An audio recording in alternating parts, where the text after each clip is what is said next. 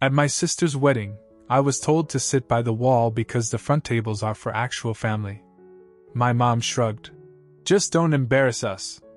I walked to the gift table, picked up the envelope with my $5,500 check, left a single dollar, looked her dead in the eye, and said, "Don't worry. I won't be part of this at all." 10 minutes later, my sister came running down the hall, screaming my name, but The only good thing about my sister's wedding is that I made sure it wouldn't be a happy memory for her. Not ever. People remember weddings for the dancing, the speeches, the I do's. My sister? She'll remember the moment she chased me out of a banquet hall in her wedding dress, screaming my name like her life depended on it. And the best part? She brought it all on herself. I wasn't going to come. I'd debated it for weeks. Our relationship had been strained for a while, mostly one-sided, me giving, her taking. But I still had that stupid hope that maybe, just maybe, today would be different. I wore a suit I bought just for the occasion, wrote a thoughtful message in a card, and tucked a check for $5,500 inside. No joke.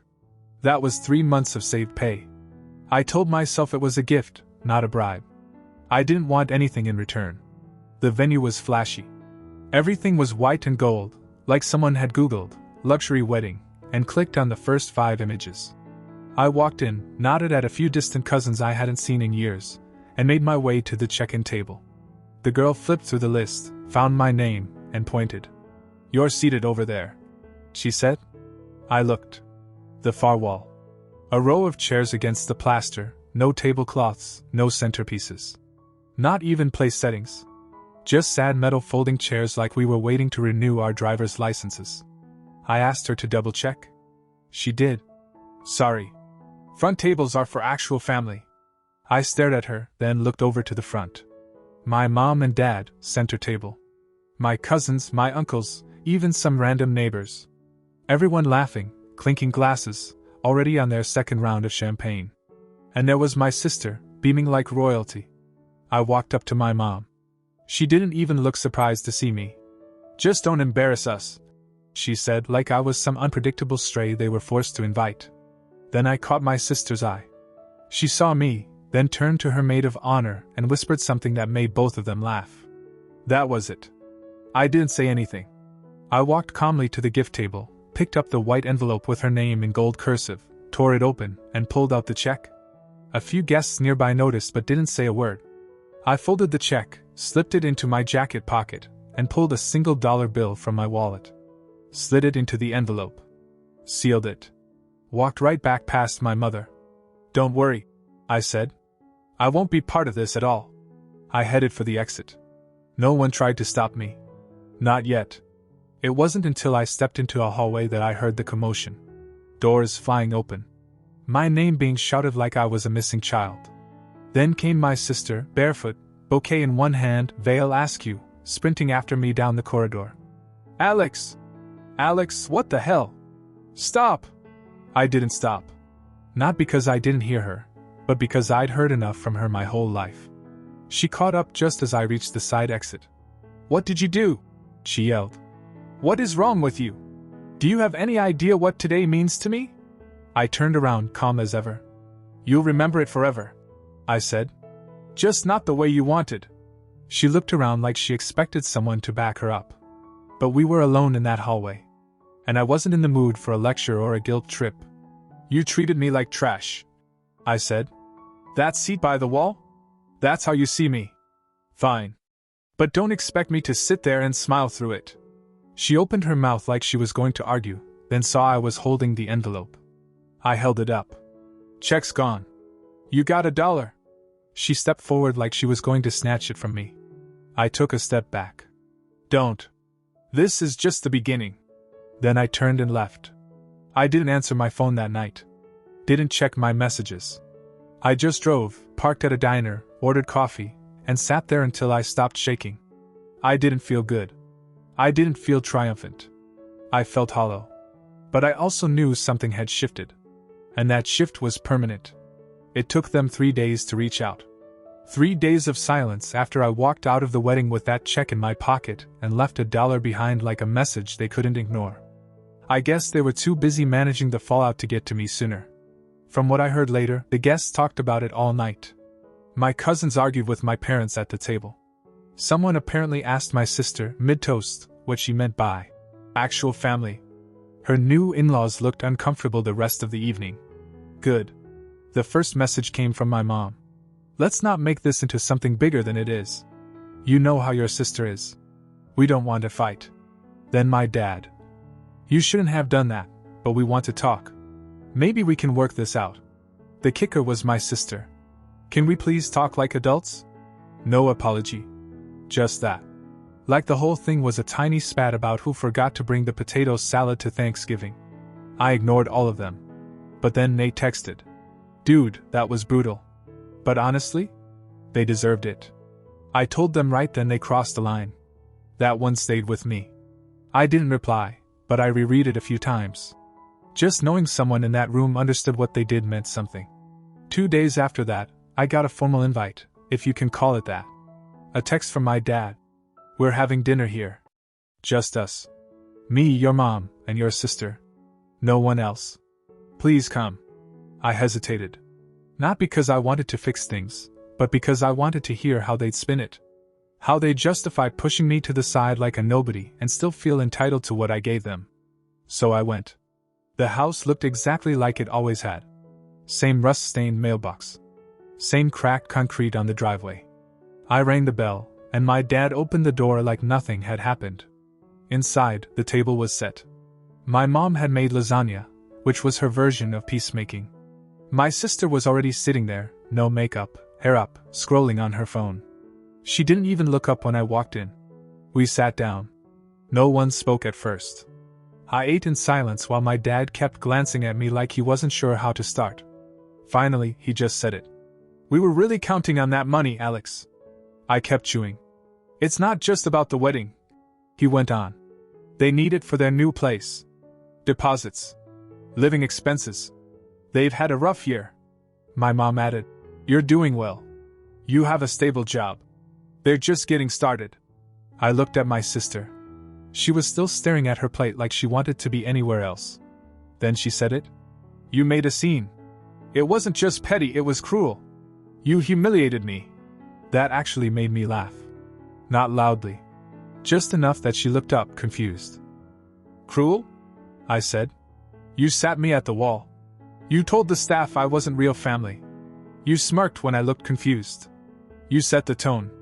All I did was return the favor. My dad sighed. We don't want to fight. We just want to understand if there's a path forward. There is, I said. But it's not the one you think. I stood up, still calm, still polite, even though I could feel the heat rising in my neck. You all saw me as a checkbook.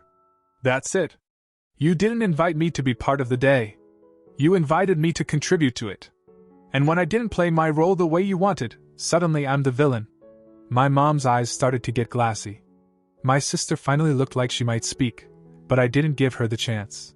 I've helped you people more times than I can count. I gave her my old car for free. I paid for Dad's heart meds 2 years ago without being asked. I never made a big deal about any of it. Because I thought that's what family did. I leaned forward just enough to make sure they heard every word. But if I'm only useful when I'm handing over money? Then maybe you're not my family either. And I walked out. No yelling. No slamming doors. Just silence. They didn't follow me this time. I didn't expect to hear from them again so soon, but it was less than 24 hours before another message came through. This time, from my sister. I want to meet. Alone. Please. I stared at it for a while, unsure whether to even respond. I was tired. Not the kind of tired you fix with sleep, the kind that sets in when you finally realize a relationship isn't what you thought it was. But I agreed, mostly because I wanted to see if she'd finally be honest. Not just with me, but with herself. We met at a coffee shop halfway between our places. Neutral ground. She wore sunglasses even though it was cloudy. No wedding ring. She looked exhausted. I probably did too. She didn't say hi. Just sat down and got straight to it. I need that money, she said. Not we, not he, I. For a second, I thought maybe she was going to open up about something real. Maybe things were worse than I thought. But instead, she launched into a story about how the apartment they wanted fell through because they couldn't cover the deposit. How her husband had quit his job 2 months earlier for something more flexible, and they'd maxed out 2 credit cards. I didn't interrupt. I just let her talk. When she finally paused, I asked, "So the plan was to humiliate me in front of everyone and still take my money?" She flinched a little. "It wasn't like that. You made jokes about me to your friends. You put me in the back of the room. You told people I wasn't real family. What exactly was it like then?" She was quiet for a second. Then she leaned forward, and her voice dropped. "You don't understand. Mom and Dad told me not to fight it. They said it was easier this way. That if we just didn't engage you too much, the night would go smoothly. They didn't want any drama." I laughed. "So their version of no drama was to treat me like an outsider?" She didn't have an answer. Just stared at her drink. Then she added, "We thought you'd just sit through it and hand over the envelope. Like always." There it was. The honesty I'd been waiting for, and it felt like a punch to the chest. I'd always known that's how they saw me, but hearing it out loud gave it weight. It made it real. "So the seat by the wall was strategic. I didn't pick it," she said quickly. "But I didn't fix it either." We sat there in silence for a while. Finally, she asked, "Can we just move past this?" I shook my head. Not out of anger, but out of clarity. "You know what I've been asking myself this whole week? If those dollar bills mean more to you than I do. If all those things I did, helping with college stuff, giving you my car, covering Dad's prescriptions, if none of that meant anything compared to a $5,000 check." She didn't answer. "I'm not going to war over this," I said. "I'm just done pretending." I stood up to leave. She reached out to stop me, but I stepped back. "I don't hate you," I said. "But I don't trust you. And that matters more." Then I walked out. Again. I drove home without the radio on. Sat in my apartment, and just stared at the ceiling for a while. I knew something was ending. And weirdly, it felt good. Like I'd finally quit a job I never signed up for in the first place. But the next part? That was when things got more intense. 3 days after the coffee shop, I got home from work to find both of my parents sitting on the steps outside my building. No warning. No message. Just there, like this was some surprise family visit and not a continuation of the mess they helped make. My mom had a paper bag in her lap, cookies, judging by the smell, and my dad was wearing that strange in-between expression he uses when he's trying to look calm but knows exactly how badly they've messed up. "We were in the area," my mom said. "They live an hour and 45 minutes away." I didn't open the door wider. I leaned on the frame and waited. They fumbled through a few minutes of fake normalcy. My dad asked how work was. My mom asked if I still drank the same kind of tea she used to buy. I didn't respond. Just stood there. Finally, my mom got to it. "We're trying to fix this. As a family." I glanced at the bag of cookies, then back at her. She held it out like it was an offering, something to sweeten what she was about to say. I took it, more out of instinct than anything, set it on the ground next to the door, and waited. My dad spoke next. "They're being evicted," he said. "Your sister and her husband. They didn't want to say anything, but they're out of money. They can't pay the rent. The deposit for the new place fell through. The job he quit? It didn't work out. And she's been hiding it from everyone." I raised an eyebrow. "So she told you now?" My dad hesitated. "Not exactly. We found out from someone else. And when we confronted her, she admitted it. She's been scrambling to get help. Asking around. You weren't supposed to know." "Not yet." That caught me off guard. I figured they'd at least pretend she came clean. "We thought," my mom said slowly, "maybe if you could just help a little, not the full amount, just something. A loan, even. Just enough to stop the eviction. You'd get it back." I laughed once, sharp and short. "A loan," I said. "Like the time I paid your car insurance for 6 months and never heard a thank you? Or when I covered Dad's medical stuff and no one even acknowledged it happened? That kind of loan?" My dad looked away. Then I said something I hadn't planned to say. "Do you even know what she told people at the wedding?" They looked confused. "She told them I didn't want to sit up front. That I asked for a quiet spot. That it was my choice. That's what she told the coordinator, the cousins, everyone. And you believed it? My mom looked startled. She said that to us too. We thought. You thought it was true because that's easier, I said. You wanted it to be true. Then, the thing I didn't expect happened. My dad sat down hard on the step like his legs just gave out. She's been lying to us for months, he said. About money. About the apartment. About everything. My mom looked at him like he just said something in another language. What do you mean? She asked me for cash back in April. Told me it was for groceries. Said her husband's paychecks were delayed. I gave it to her, no questions asked. But now I'm finding out she told you the money was for gas. I just watched them unravel in real time. And it was weirdly quiet. She told some of the guests I was rich, I said. They both turned to me. She told them I had an inheritance coming. That I was being greedy by keeping it to myself.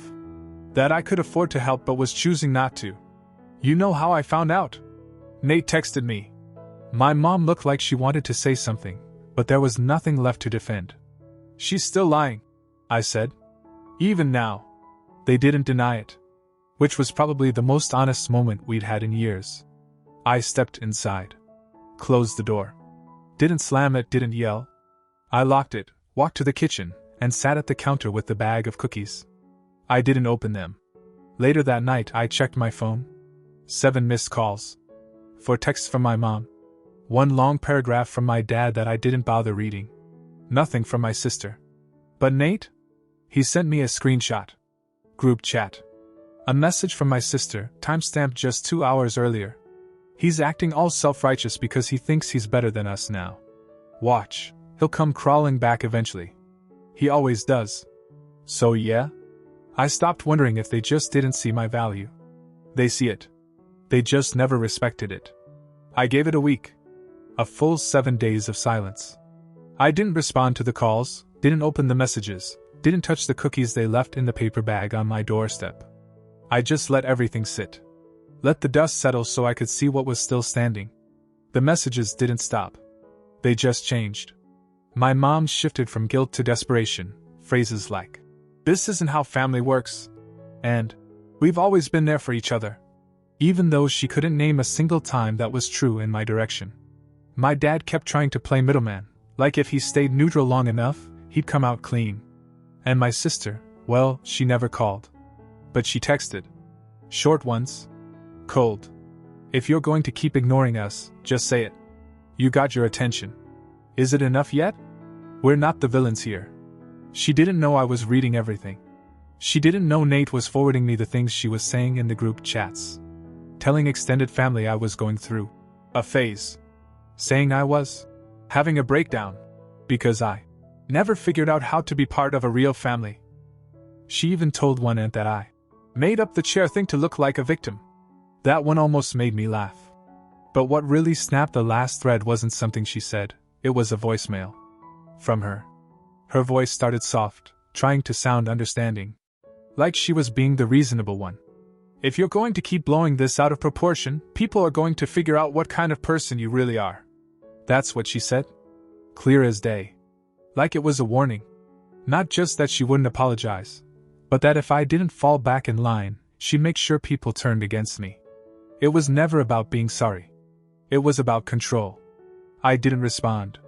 I blocked her number right after I replayed that voicemail one last time. Then I blocked my mom. Then my dad.